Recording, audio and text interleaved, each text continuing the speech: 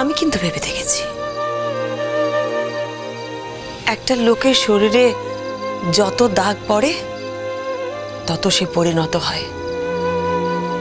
তোমার সঙ্গে যখন আমার বিয়ে হয়েছিল তখন তুমি শুধুমাত্র আমার স্বামী ছিলে, তারপর তুমি আমার ছেলে মেয়ের বাবা হলে। তুমি যখন ওদের ওই খাতায় মলাট দিয়ে দিতে না, আমি অবাক হয়ে দেখতাম। আমার খুব ভালো লাগতো জানো তো, আমি খুব এনজয় করতাম। আমি কিন্তু প্রত্যেকটা মুহূর্ত এনজয় করেছি। অবশ্য তোমার কাছে এনজয় করার উদাহরণটা অন্যরকম। তোমার কাছে এনজয় করা মানে সেজে গুজে চকচকে চামড়ার একজন মহিলা। আর এই যে তুমি বললে না যে তুমি কখনো অফিস থেকে এসে মুখ গুজে বসে থাকলে আমি তোমায় জিজ্ঞেস করিনি। আমি কিন্তু তোমায় জিজ্ঞেস করেছি, চা বা শরবত নিয়ে তোমার কাছে গিয়ে আমি তোমায় জিজ্ঞেস করেছি, হ্যাঁ গো কি হয়েছে, এরকম করে বসে আছো, কোনো টেনশন বলো। তখন তুমি কি বলেছো আমাকে? তুমি কি বুঝবে আমার অফিসের ব্যাপারে? তুমি কিছু বুঝবে? তোমাকে বলে কোনো লাভ আছে? বলনি আমাকে, আমাকে দূরে সরিয়ে দিয়েছ। বারবার তোমাকে প্রশ্ন করেছি, উত্তর পাইনি। আস্তে আস্তে নিজেকে একটা গণ্ডির মধ্যে আবদ্ধ করে ফেলেছি। অপমানিত হয়েছি। অপমানিত হতে হতে না আমার আমার প্রশ্ন করার ইচ্ছেটাই চলে গেছে জানো তো। আর তোমাকে জিজ্ঞেস করিনি কখনো। আমি এই কথাগুলো তোমাকে বলতাম না, আজ তুমি কথাগুলো তুললে বলে তোমাকে কথাগুলো বলতে আমি বাধ্য হলাম।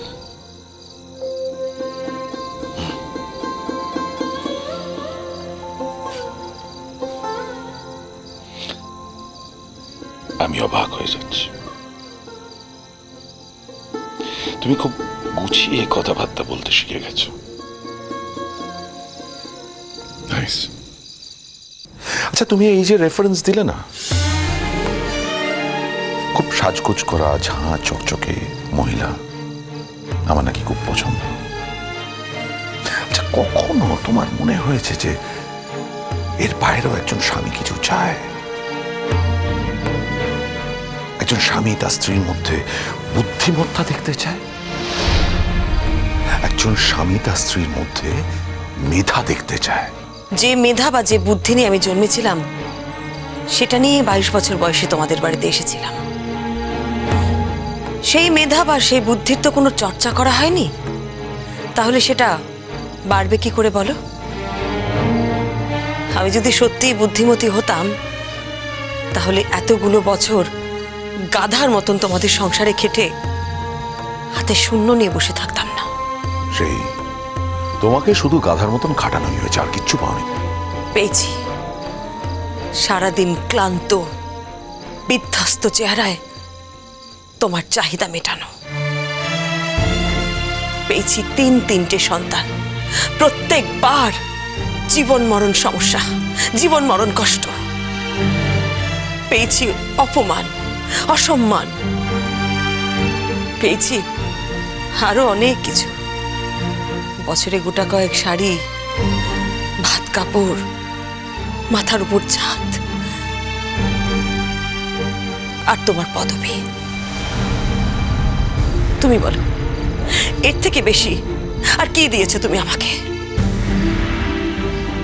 হ্যাঁ, একটা জিনিস কিন্তু তুমি আমাকে দিয়েছো, যেটা আমি আমার বাকি জীবনটার সম্পদ বলে মনে করতে পারি। বিশ্বাসঘাতকতা।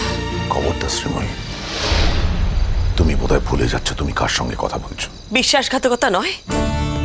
25 বছর পর যদি কোনো স্ত্রী দেখে যে তার স্বামী অন্য একজন মহিলার সাথে সম্পর্কে রয়েছে আর তার স্বামী তাকে বলছে সে তাকে ডিভোর্স করতে চায়, এটাকে বিশ্বাসঘাতকতা বলে না তো কি বলে? তুমি বলো, কি বলে? ভয় পেও না, তোমার সঙ্গে ডিভোর্স হলেও আমি তোমার খোরপোশটা মেরে দেবো না। আমি জানি ওই মেনটেনেন্স ছাড়া তুমি নিজেকে। তোমার সব জানাটাই কিন্তু ঠিক নয়। শুধু এইটুকু বলতে পারি, তুমি যেটুকুনি জানো তার মধ্যেও হয়তো ভুল আছে।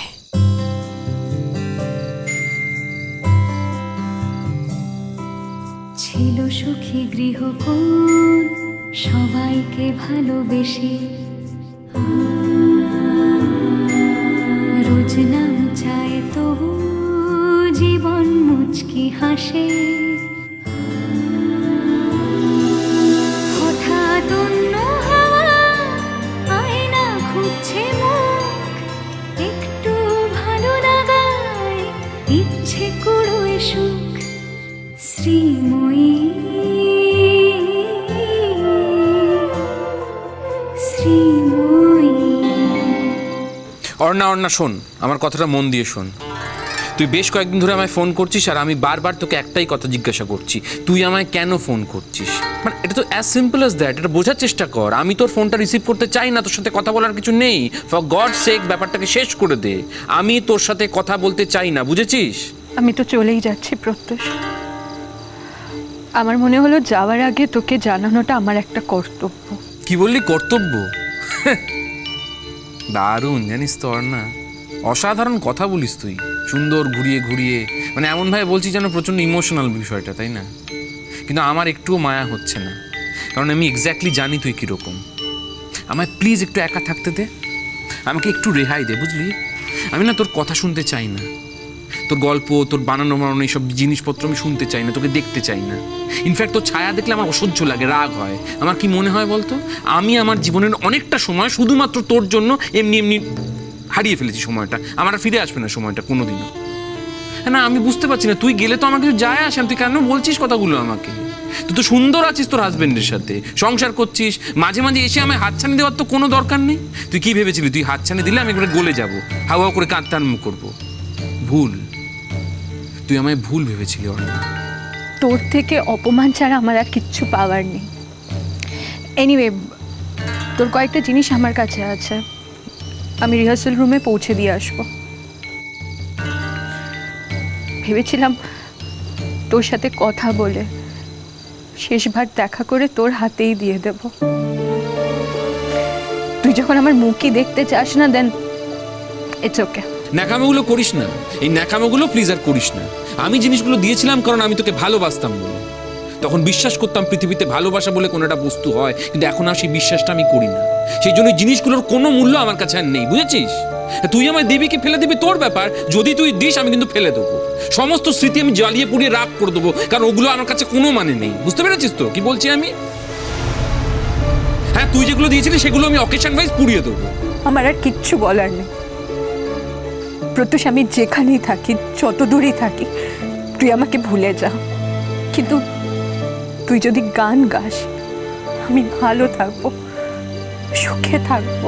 না, আমি তোকে খুশি করার জন্য গান গাইতে চাই না, কিংবা যাতে তোর আনন্দ হয় সেই জন্য আমি গান গাইতে চাই না। আমি গান গাইতে চাই একমাত্র নিজের জন্য, আমার আনন্দের জন্য, আমার অগুন্তি দর্শকের জন্য যারা আমার গান শুনতে ভালোবাসে, আমাকে ভালোবাসে। আর আরও একটা কথা স্পষ্ট করে বুঝে রাখ, আমি গান গাওয়ার সময় তোর মুখটা ভাবতে চাই না, কারণ আগের দিন যখন তুই এসেছিলি আমার অসুবিধা হচ্ছিল, আমার ডিস্ট্রাকশন হচ্ছিল, আমার যে একটা ইমোশনাল জার্নি সেটা ব্রেক হচ্ছিল। আমার 24 ঘন্টা মনে হচ্ছিল আমার সামনে যে বসে আছে সে আমার সাথে বিশ্বাসঘাতকতা করেছে এবং আমি তাকে দেখতে চাই না। বুঝতে পেরেছিস কি বলছি? আমার বিশ্বাস অন্য প্রত্যুষ, আমার বিশ্বাস আমি সেখানে না থাকলে তুই হয়তো এত ভালো গান গাইতেই পারতিস না। Shut up, just shut up. অনেক বাড়াবাড়ি করছিস জানিস তো অর্ণা, আর একটা কথা যদি বলিস না আমি তোর হাজবেন্ডকে কমপ্লেন করতে বাধ্য হব। তুই কি ভেবেছিস রে, তুই তো হাজবেন্ডের সাথে 24 ঘন্টা থাকছিস, তা সত্ত্বেও ছেলেটাকে ডিচ করছিস। তুই আমায় ফোন করছিস কেন? ও জানে তুই আমায় ফোন করছিস, ফোন করে ভালোবাসার কথা বলছিস যেটা আমি শুনতে চাই না। শুধু আমায় তো নয়, নিশ্চয়ই ওর কাছে কেউ বলছিস যে আমাদের এই সম্পর্কটা জাস্ট একটা টাইম পাস। বলছিস তো টাইম পাস। একদিন তুই তোর সব ভুল বুঝতে পারবি, একদিন তুই অনুতাপ অনুশোচনায় পড়ে শেষ হয়ে যাবি, আর আমি সেদিন তোর নাগালে থাকবো না। তুই পৌঁছাতে চাইলেও আমার কাছে পৌঁছাতে পারবি না। তুই সেই স্বপ্নই দেখ না, তুই বিশ্বাস কর আমার কোনোদিন তোর জন্য কোনো অনুশোচনা হবে না। নিশ্চয়ই তোর জীবনে সুসময় ফিরে আসবে, এমন কেউ আসবে যে তোর মনে হবে তোর জীবনটা পূর্ণ হয়ে উঠেছে। Definitely, sure, 100% sure. আমি খুব ভালো করে জানিস আমি এতদিন যে ঠকাটা ঠকেছি তার ক্ষতিপূরণ কোনো একদিন আমি পাবো। আর সেই দিন তুই পৃথিবীর যে প্রান্তেই থাকিস না কেন বুঝতে পারবি জীবনের চাকাটা কিভাবে ঘুরে যায়। এই দিনটা তুই ফেরত পাবি অর্ণা। রাখছি, আর কোনোদিন ফোন করব না তোকে। ওকে ফাইন, ফোন করিস না প্লিজ। আমি তোকে ফোন করিনি, তুই আমায় কেন ফোন করেছিস? কথা দে আজকে কেউ কাউকে ফোন করব না। আমি উইশ করি এই গোটা পৃথিবীতে কোথাও আমি তোকে দেখতে চাই না, দেখবো না। আই প্রমিস অর্ণা, রাখছি।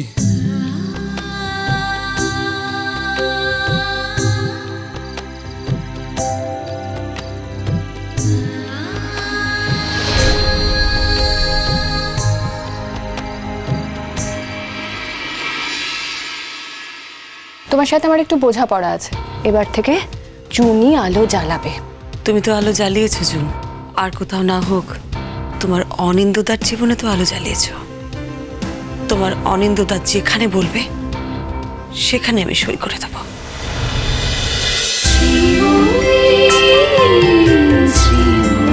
চলো চলো চলো চলো চলো পাল্টাই